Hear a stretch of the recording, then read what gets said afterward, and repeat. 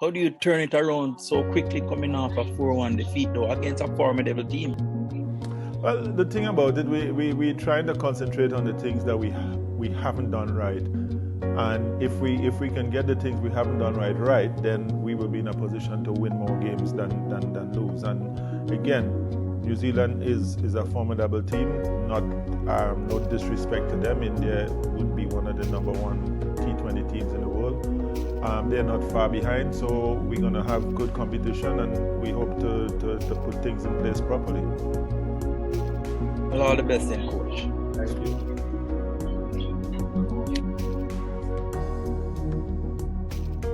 Marshall.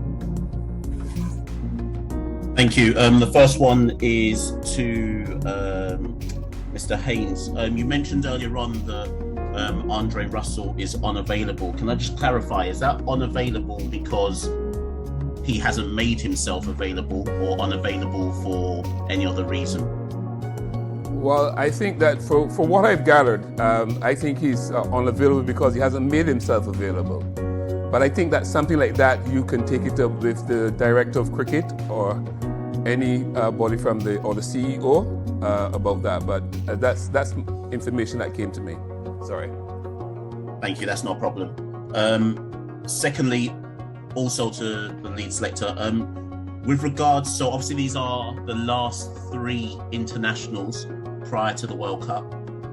We then have CPL. How much credence are you giving to performances in the CPL vis-a-vis World Cup selection? So is it going to come from the current 16, 17 names, or will there be the potential for somebody to play themselves into the World Cup squad at the last minute, so to speak? Yeah, well, I believe that if you've got a competition that is run by the West Indies and somebody is playing well, I think that his name should really come up for selection. So I think that performance is very important to us. And even, we did not say that we have picked the World Cup team yet. So all the games that are going to be played leading up to World Cup, we must take it into consideration. Thank you. Final one, Daryl, just if possible for Phil. Phil, with regards to Shimron Hetmyer and Nicholas Pooran, what's your thoughts on having both of them come in the top 4 in the order, or is it that you see Shimron's role now as a finisher, or is it a case of just experimenting about what works best? So far we've been experimenting. As we get to the end of these games, then we're gonna have a better idea how we want them to be put in the order and how we want them to go in. And we tend to judge it by overs and the situation. So in each game it could be different. You could have guys going up a little bit earlier. Shimron could bat higher and Pooran bat lower. It just depends on the game, the situation of the game. We work it out like that. But for now, it's still an experiment with different numbers. Thank you, Phil. Thanks. Coach, the 2016 team, you would have been the head coach at that time. You basically had 8 or 12 overs that you could go down in T20, which you know were going to be very strong overs. Now I think it's a little bit iffy in terms of consistency with the bowlers to find a set of overs that they can say, hey, they're not going to go over the 30 or 35. What is the strategy that the coaching staff has going to kind of help that, so that the bowlers don't feel too pressured, because they haven't really been at their best in the last series against India? Well, I think, you say that time it was huge because you had Sam Badri starting for you, and you could depend on that and as you say, a few others around. Now you have a few that you can depend on and say, well, look, that's four, but we have to try and work out how we make up the other 8 at this point in time. And guys are improving. We saw how much better Odin Smith bowled in that last game. So guys are taking on board what we're trying to get them to do, and the improvement is there. Young Drakes come in. I mean, we have missed Sheldon at the top because he is one of them that gets wickets for us at the top there in T20. So little things like that, but you can see the young bowlers, the Obed McCoy and them, they're coming, and we're starting to be able to depend a little bit more on them now. No problem, man. All right, and we just have a few more questions here before we close out today's engagement. We're going to have about the junior Codlin again, who's going to be followed by Ian Wason. And I think I see a couple in the chat that I will finish off the engagement with. So, Junior. Yeah, coach and chief selector. I asked Captain Nicholas Puran a question some time ago, and he asked me to ask you both. And thank God both of you are sitting in the same place.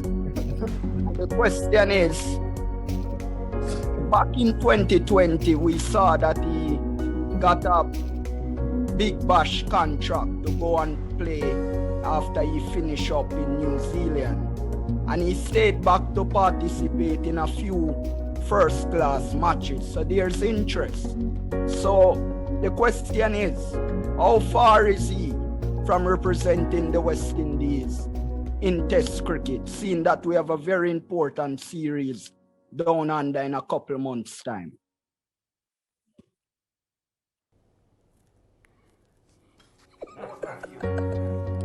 Well, to be quite honest with you, I spoke to Nicholas, a few months ago regarding playing the longer version of the game, and he seemed to be keen on doing it. And I think that is something that, I'm happy with. When we look at the likes of Nicholas Puran, also Hetmeyer, and then we start talking about our test match lineup and so forth. It would be good to have those guys available to play the longer version for us. But as you know, again, it all depends on their program.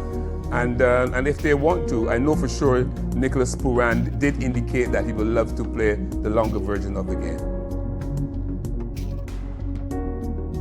Head coach, your response, and thank you guys. No, and I think the Chiefs summed it up exactly as it is there. I think that's the way we look at it, and until we get that chance to get them involved, then we wait and we hope. Thank you, Junior. Ian?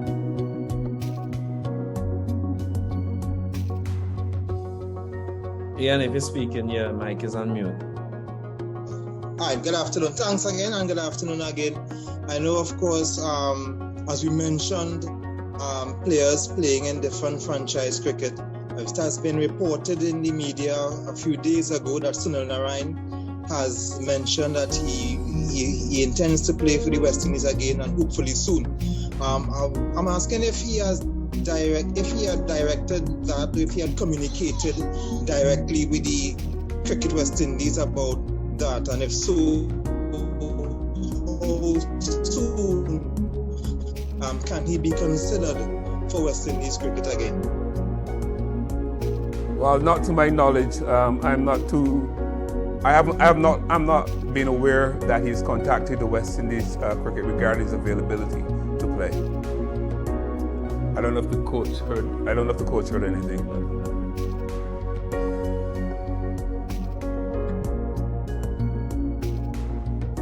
And okay, thanks.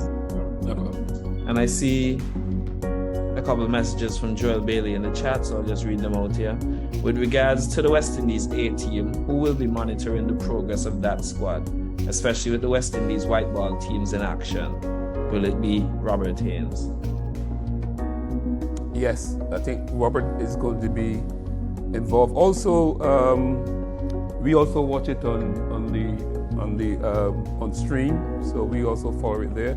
And I think Jimmy Adams, our director of cricket, is also going to be, paying close attention to that.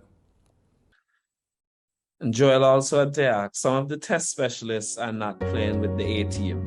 Has the selectors or management team put them on a program ahead of the West Indies test tour of Australia?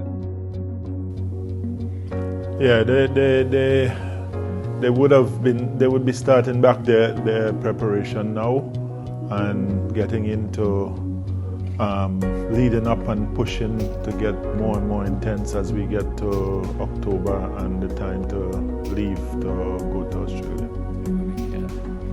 We'll try and have a camp before that.